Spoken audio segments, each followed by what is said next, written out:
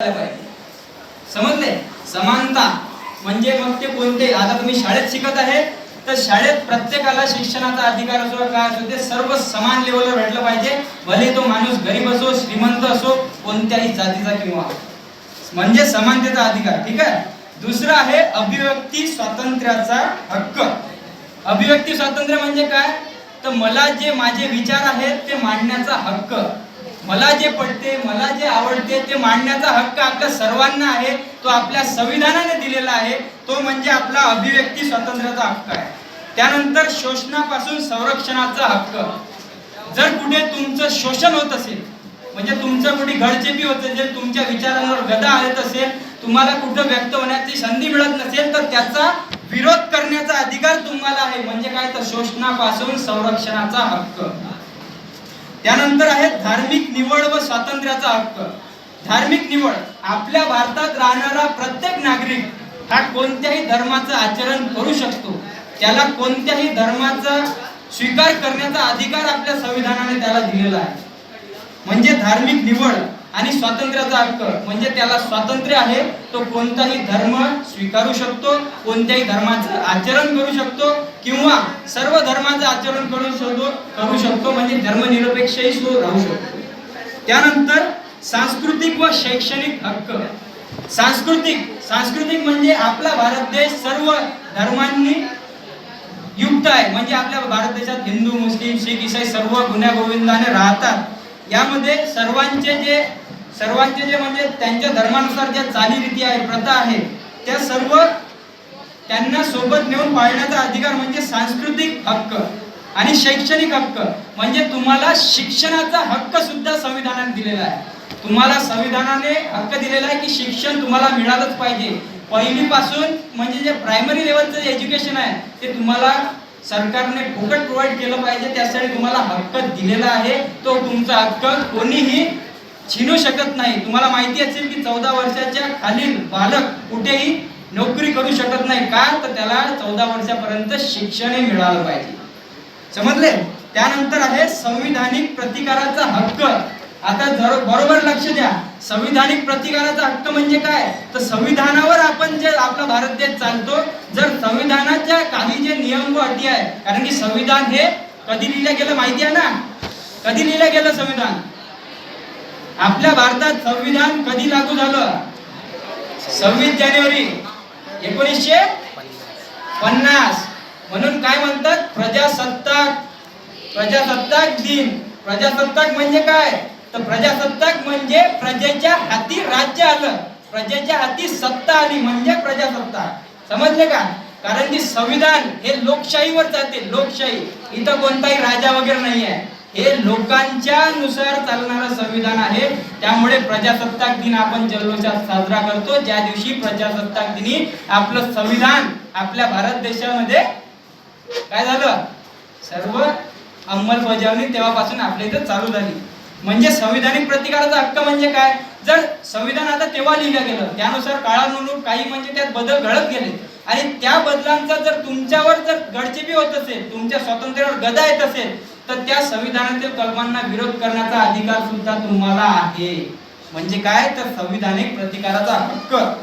आणि त्यानंतर मालमत्तेचा हक्क म्हणजे तुमची जी मालमत्ता आहे ती तुमची स्वतःची आहे, ते त्याच्यावर कोणी गदा आणू शकत नाही. हा जो, आणि इथं एक मूलभूत म्हणजे लक्ष द्या, हा जो मालमत्तेचा हक्क आहे हा हक्क 44व्या संविधानिक दुरुस्तीनुसार मूलभूत अधिकारातून वगळून कायदेशीर अधिकार म्हणून नमूद करण्यात आलेला आहे. तुम्हाला प्रश्न येऊ शकतो समोर, ठीक आहे, लक्ष ठेवा. त्यानंतर आपल्याला अधिकार तर सर्वांना माहिती आहे, पण कर्तव्य सर्व विसरत आहेत आपले भारतीय. म्हणून आज असं होते की फक्त आपण शाळेत असतो म्हणून राष्ट्रगीत म्हणतो, पण जे कॉलेजमध्ये जातात ना ते राष्ट्रगीत करत नाही. 15 ऑगस्ट 26 जानेवारी आपल्या देशाचे सण असूनही ते राष्ट्रगीताला सुद्धा जात नाही. फक्त जे मास्तर लोक असतात त्यांना सरकारकडून म्हणजे कंपल्सरी असते म्हणून ते साईन मारण्यासाठी तिथं येतात, पण बाकीचे आपला पूर्ण भारत देश 26 जानेवारी आणि 15 ऑगस्ट हा सुट्टी म्हणून साजरा करतो. तुम्हाला माहिती असेल प्रत्येक वेळी काय तर मग शनिवार रविवार आला, सोमवारी 26 जानेवारी आहे काय तर मग आपण पिकनिक प्लॅन करू, 3 दिवस सुट्टी. म्हणजे तुम्हाला म्हणजे आजच्या लोकांना आपला भारताचा हा सण आहे, याच्याबद्दल काही कळवळा आहेच नाही. सर्व कोणी पिकनिकला जाते, कोणी 8 वाजता त्या इटर्निटी मॉलवर पिक्चर पाहायला जाते. म्हणजे विचार करा, आपल्या भारतीयांची मानसिकता कशा प्रकारे ढासळत चाललेली आहे. पण ही ढासळत चाललेली मानसिकता तुम्ही जे युवा आहे ना, तुम्ही युवा आहे, सध्या युवाच्या लेवलवर आता जाणार आहात. तुम्ही जे शाळकरी विद्यार्थी आहे, तुम्ही या भारताचं फ्युचर आहे, तुमचं या भविष्य, तुम्ही या भारताचे भविष्य आहे आणि तुम्ही हा बदल घडवून आणू शकता. म्हणून आम्ही तुमच्यासाठी इथं उभे आहोत, तुम्हाला हे सांगण्यासाठी की आपले जेही भारतीय आहे त्यांना तुम्ही स्वतः सांगा की तुमचे अधिकार काय आणि कर्तव्य काय. पिक्चर पाहणे 26 जानेवारी 15 ऑगस्टला हा म्हणजे निव्वळ मूर्खपणा आहे. तो म्हणजे 26 जानेवारी आणि 15 ऑगस्ट हा भारत देशाचा सण आहे आणि ज्याप्रमाणे आपण दिवाळी दसरा साजरा करतो त्याप्रमाणे आपल्या भारत देशाचा सण सुद्धा साजरा झालाच पाहिजे.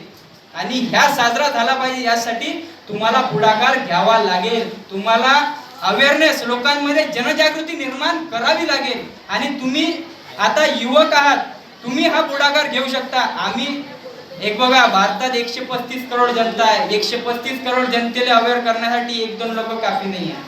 हे सर्वांना पुढाकार घ्यावा लागेल. आता मी तुमच्या समोर वाचून दाखवतो मूलभूत कर्तव्य. आपली मूलभूत कर्तव्य काय? तर पहिलाच आहे संविधानाचे पालन करणे. संविधानाचे पालन करणे आणि त्याचे आदर्श व संस्था, राष्ट्रध्वज व राष्ट्रगीत यांचा आदर करणे. संविधानाचे पालन करणे म्हणजे काय? तर ट्रॅफिक पोलीसवर, ट्रॅफिक नाक्यावर कधी ट्रिपल सीट जाऊ नये. जे ट्रॅफिक नियम आहे ते पाळावे. समजले? ते पूर्ण अधिकार आहेत तुमचे. म्हणजे काय? तर संविधानाचं पालन करा. त्यानंतर दुसरा, भारताची सार्वभौमता, एकता व एकात्मता उन्नत ठेवणे व त्यांचे संरक्षण करणे. सार्वभौम म्हणजे काय? तुम्हाला विचारला जाऊ शकते प्रश्न. सार्वभौम म्हणजे आपला भारत देश हा कोणत्याही देशाच्या अंडर मध्ये काम करत नाही. कोणत्याही देशाच्या निगराणीखाली आपला भारत देश नाही. आपला भारत देश हा स्वतंत्र आहे. म्हणून आपल्या भारत देशाला सार्वभौम राष्ट्र असं म्हणतात. समजले? लक्षात ठेवा. समजले की नाही? हा, सार्वभौमचा अर्थ समजले. त्यानंतर एकता व एकात्मता उन्नत ठेवणे म्हणजे आपल्या जातीमध्ये जे राजकारण केलं जाते, राजकारण्यांतर्फे ते जातीमध्ये तेढ निर्माण करण्याचं काम करतात. ते तेढ निर्माण न होऊ देणे हे आपलं काम आहे. त्यानंतर देशाचे संरक्षण करणे व आवाहन केले जाईल तेव्हा राष्ट्रीय सेवा बजावणे. तुम्हाला माहिती आहे आपले सैनिक देशाच्या सीमेवर 24 तास आपल्या देशाचं रक्षण करत उभे राहतात. पण अशी जर आणीबाणीची परिस्थिती आली की जेव्हा देशाला आपल्या युवकांची गरज आहे तर तेव्हा तुम्हाला बंदूक घेऊनही तुम्हाला सीमेवर जावं लागेल. यासाठी तयार राहणे हे आपला मूलभूत कर्तव्य आहे की जेव्हा जेव्हा राष्ट्र म्हणेल की तुम्हाला आता देशासाठी लढायचं आहे त्या दिवशी तुम्हाला तयार व्हावं लागेल. भले तुम्ही तयारीत असा किंवा नसा, तिथं उभं राहावं लागेल. त्यानंतर आहे धार्मिक, भाषिक व प्रादेशिक किंवा वर्गीय भेदांपलीकडे जाऊन भारतातील सर्व जनतेमध्ये सामंजस्य व बंधुभाव वाढीला लावणे. समाजात तेढ निर्माण न होऊ देणे. त्यांच्या मधात गुन्ह्या गोविंदाने राहता येईल असं आपलं आचरण करणे हे म्हणजे आपलं कर्तव्य आहे. त्यानंतर स्त्रियांच्या प्रतिष्ठेला उणेपणा आणणाऱ्या प्रथांचा त्याग करणे. पहिले तुम्हाला माहिती असेल सती प्रथा होती. कोण बंद केली? सती प्रथा कोण बंद केली? राजा राममोहन. माहिती आहे ना? तर सती प्रथा सारख्या आपल्या भारत देशामध्ये प्रथा होत्या ज्या स्त्रियांची कुचंबना होत होती. स्त्रियांवर गदा येत होती, त्यांच्या स्वातंत्र्यावर गदा येत होती. स्त्रियांना घरातला उंबरठा ओलांडायची सुद्धा परमिशन नव्हती, अधिकार नव्हता. पण संविधानानं त्यांना अधिकार दिलाय की स्त्रियांच्या प्रतिष्ठेला उणेपणा आणणाऱ्या प्रथांचा त्याग करणे हे आपल्या सर्व भारतीयांचं कर्तव्य आहे. त्यानंतर आपल्या संमिश्र संस्कृतीच्या समृद्ध वारशाचे मोल जाणून तो जतन करणे. तुम्हाला माहिती आहे आपलं नागपूरमध्ये 0 माईल आहे. 0 माईलवर ते घोडे आहेत, तिथे एक स्तंभ उभा आहे. असे आपल्या भारताचे जेवढेही आहेत, म्हणजे आपल्या भारताचा रायगड असो किंवा ताजमहाल असो किंवा मग आपल्या शिवाजी महाराजांनी बांधलेले किल्ले असो, त्यांचं संवर्धन व जतन करणे हे आपल्या भारतीयांचं कर्तव्य आहे. त्यानंतर वने, सरोवरे, नद्या व वन्यजीवसृष्टी यासह नैसर्गिक पर्यावरणाचे रक्षण करून त्यात सुधारणा करणे, प्राणीमात्रांबद्दल दयाबुद्धी बाळगणे. तुम्हाला माहिती असेल नाग नदी आपली किती खराब झाली आहे.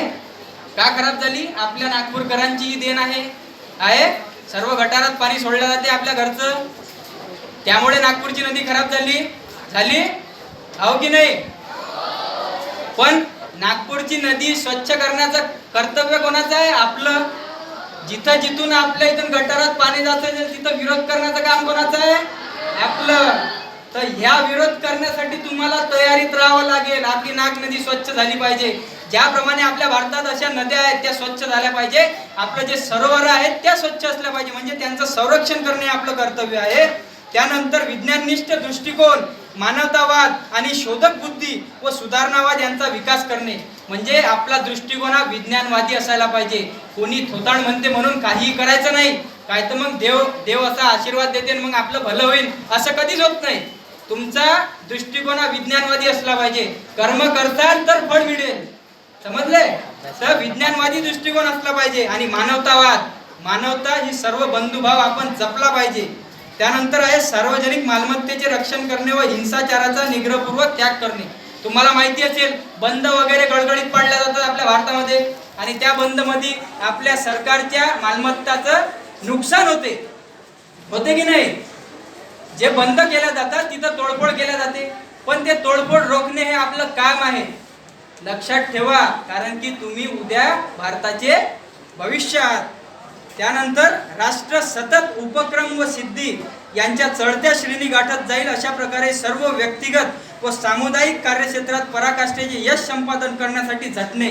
म्हणजे आता इथं लक्ष ठेवा, आपल्या भारताला यश संपादन करण्यासाठी सतत झटणे म्हणजे काय? हे आपलं कर्तव्य आहे. म्हणजे आपण कोणत्याही क्षेत्रात असो, आपण त्या क्षेत्रात शिवाजी असलो पाहिजे. शिवाजी महाराज म्हणजे हे काही नाव नाही आहे. शिवाजी म्हणजे काय हे समजले? तर शिवाजी महाराज आपल्या प्रत्येक क्षेत्रात बनता आलं पाहिजे. म्हणजे तुम्ही आता फक्त शाळा शिकू नये. शाळेमध्ये तुम्हाला मूलभूत अधिकार संस्कार जे शिकवले जातात त्या बेसिसवर तुम्ही आपल्या भारताला जे गरजेचं आहे ते करणे गरजेचं आहे तुम्हाला.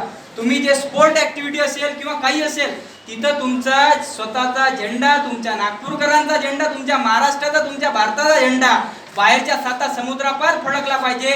यासाठी झटणं हे तुमचं काम आहे. फक्त घोकणपट्टी करून शाळा शिकून काही अर्थ नाही आहे.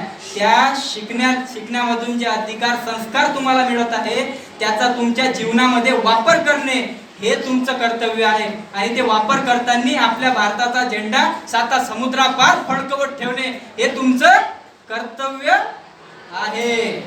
त्यानंतर लास्ट, माता पित्याने किंवा पालकाने 6 ते 14 वर्षादरम्यानचे आपले अपत्य किंवा यथास्थिती पाल्य याला शिक्षणाच्या संधी देणे.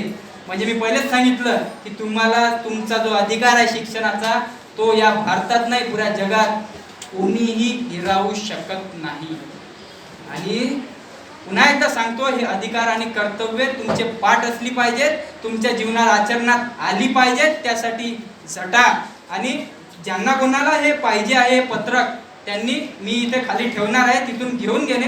आणि एक शेवटचं एक तुम्हाला सांगणे आहे की आपल्या भारतामध्ये तुम्हाला एक परिस्थिती सांगितली की आपल्या भारतात 15 ऑगस्ट आणि 26 जानेवारी हा पिकनिक म्हणून साजरा केला जातो, पिक्चर पाहायला चालला जाते. पण तोच दिवस जर तुम्ही इतिहास शिकता, इतिहासात थोर महापुरुषांचे जीवन चरित्र शिकता.